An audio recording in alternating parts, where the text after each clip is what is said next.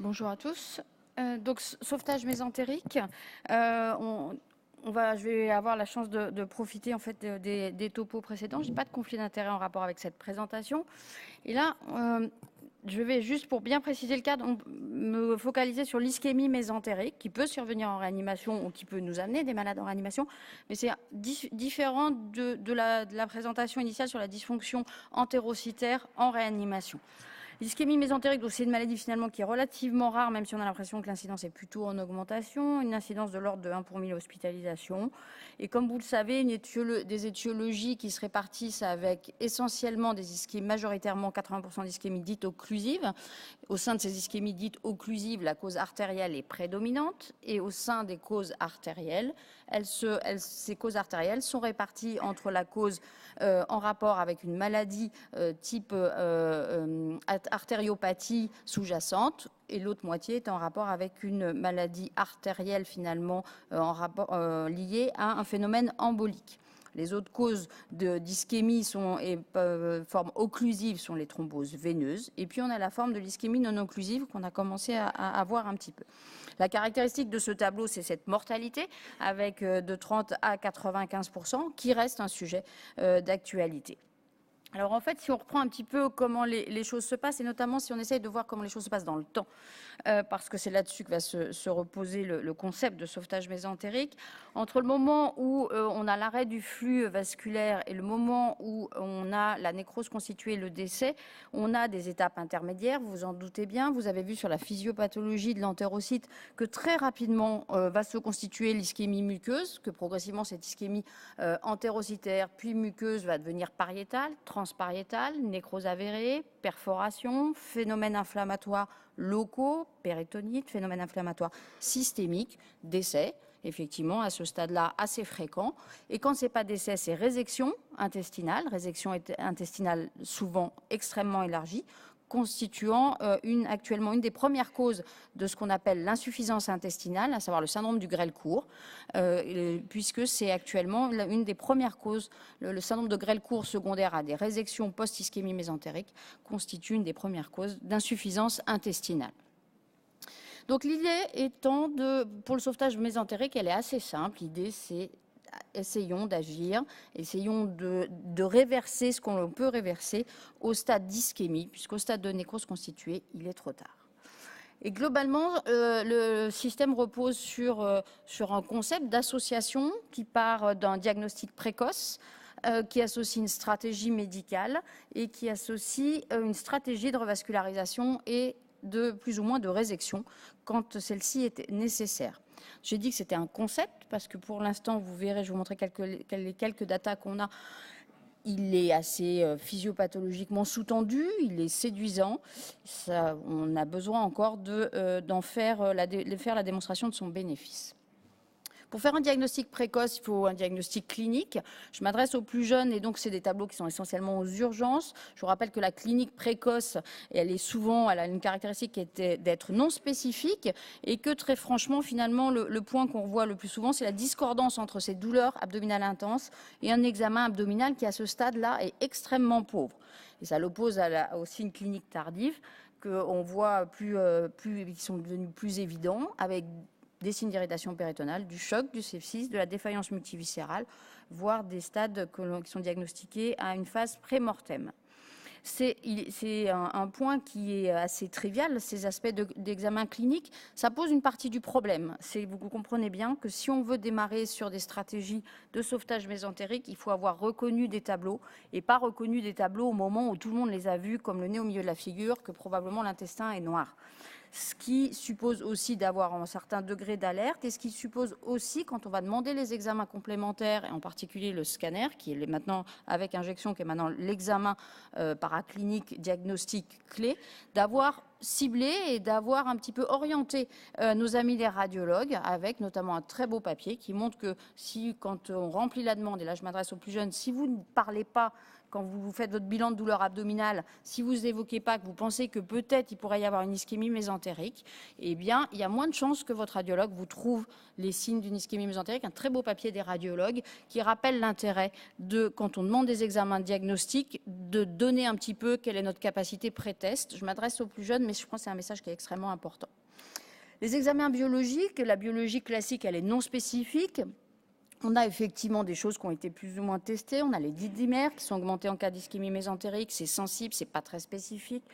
On a le lactate, la lactatémie, le L-lactate.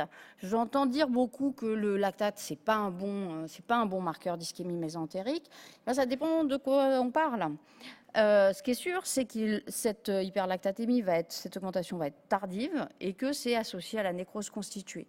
Donc effectivement, dans le cadre que je suis en train d'essayer de vous présenter aujourd'hui autour du sauvetage mésentérique, effectivement, pour reconnaître une forme précoce, alors la L-lactatémie n'est pas un dosage qui est sensible pour ces diagnostics de forme précoce.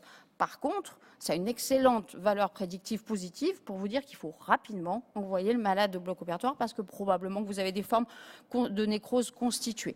Donc, encore une fois, sur ces biomarqueurs, il ne faut pas les jeter en disant le lactate dans l'ischémie mésentérique, ça ne sert à rien. Si, ça sert dans un certain nombre de situations. Il faut juste savoir les utiliser. Deux choses plus spécifiques, le délactate, qui est, vous savez, produit par la Florcoli, qui a été un petit peu testé dans la performance diagnostique, a été testé dans le diagnostic d'ischémie mésentérique aux urgences, sur des patients qui arrivent avec un tableau de douleur abdominale pour lequel le docteur se dit, tiens, peut-être que ça pourrait être une ischémie mésentérique, et l'IFABP.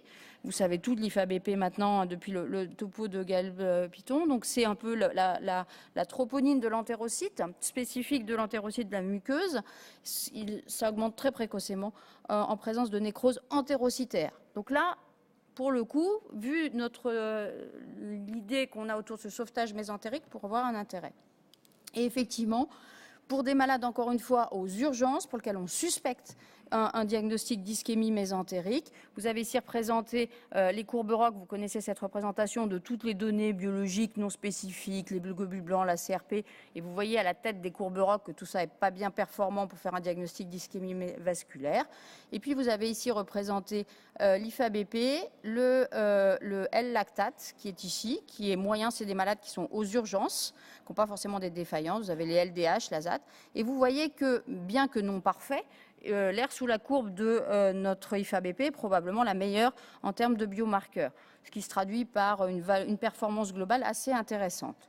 Ça a été revu dans un autre papier aux urgences, pareil, sur plus de 200 malades suspects d'ischémie mésentérique, encore une fois, aux urgences, et toujours la même présentation de la courbe ROC. La courbe ROC qui nous intéresse, c'est celle-là, c'est celle qui est la plus à gauche, avec la meilleure air sous la courbe, suivie par le délactate, dont l'air sous la courbe est un petit peu particulier. Donc probablement un intérêt sur des diagnostics précoces.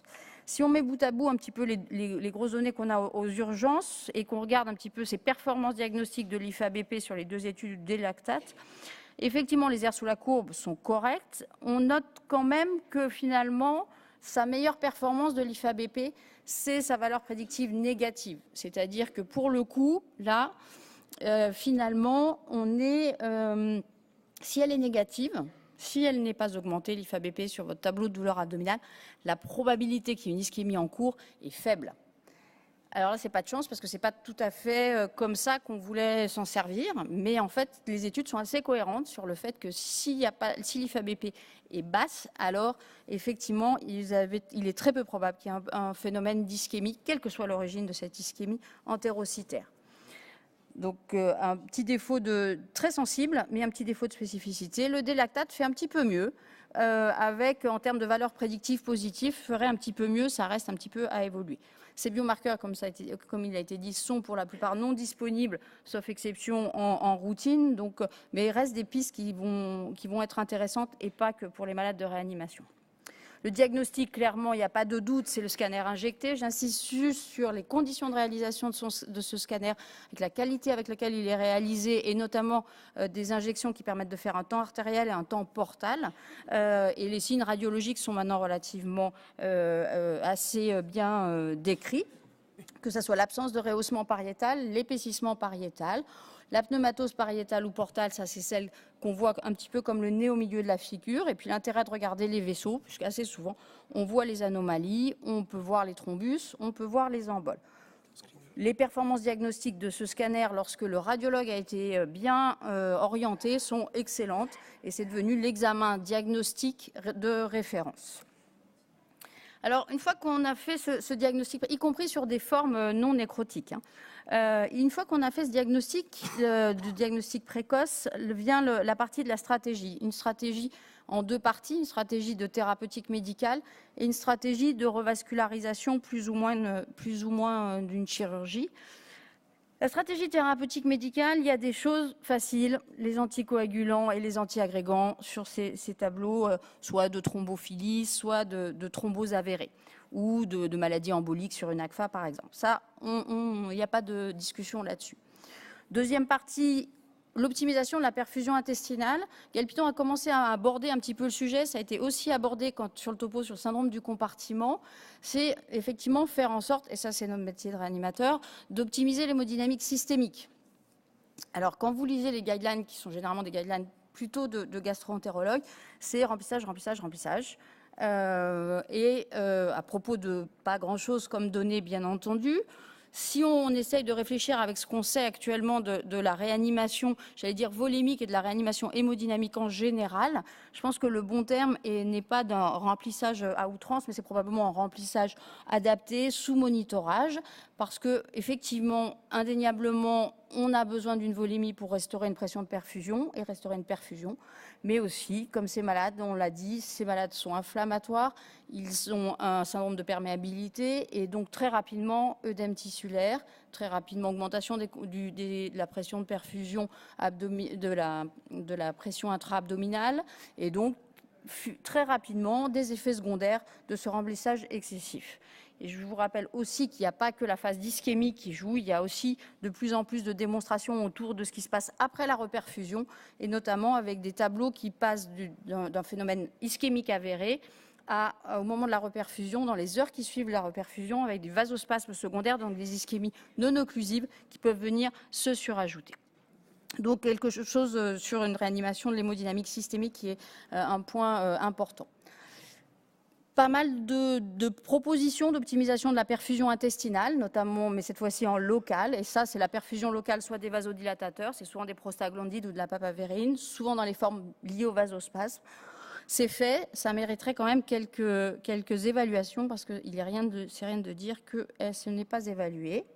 Et puis, vous avez vu sur la petite question que j'ai posée tout à l'heure à Gaël, un certain nombre de gens qui pensent que ces situations d'inflammation systémique, ces situations de porosité de la membrane intestinale justifieraient peut-être d'une antibiothérapie par voie systémique quand les malades ont un CIRS, on ne parle plus de CIRS, mais bon, et une antibiothérapie locale.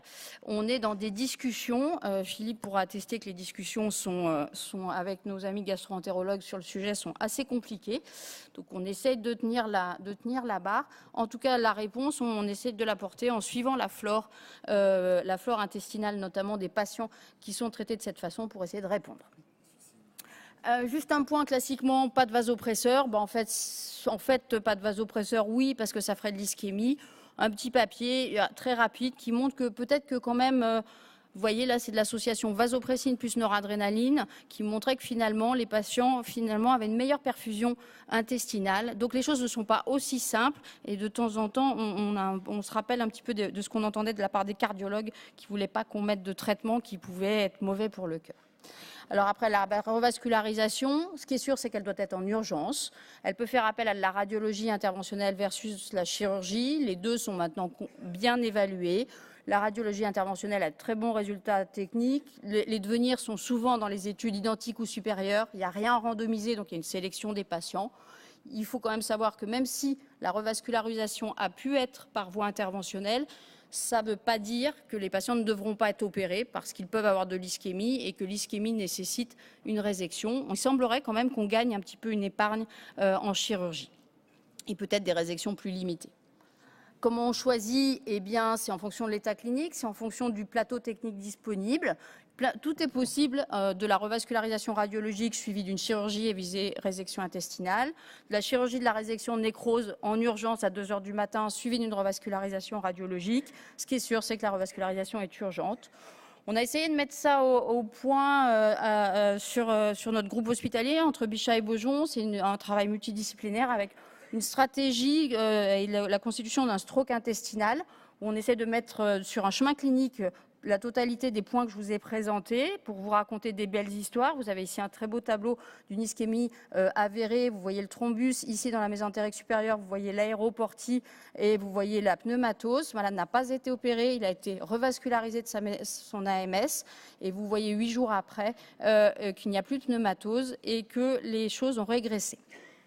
Donc, on croit beaucoup au concept. Il faut reconnaître que clairement, on n'en a pas encore fait la démonstration du bénéfice sur les malades. On a quand même l'impression que dans notre série, il y a plus de 200 malades, on est plutôt sur des survies de l'ordre de 80%. Mais il y a un biais majeur parce qu'on prend que les malades qu'on est susceptible de pouvoir revasculariser.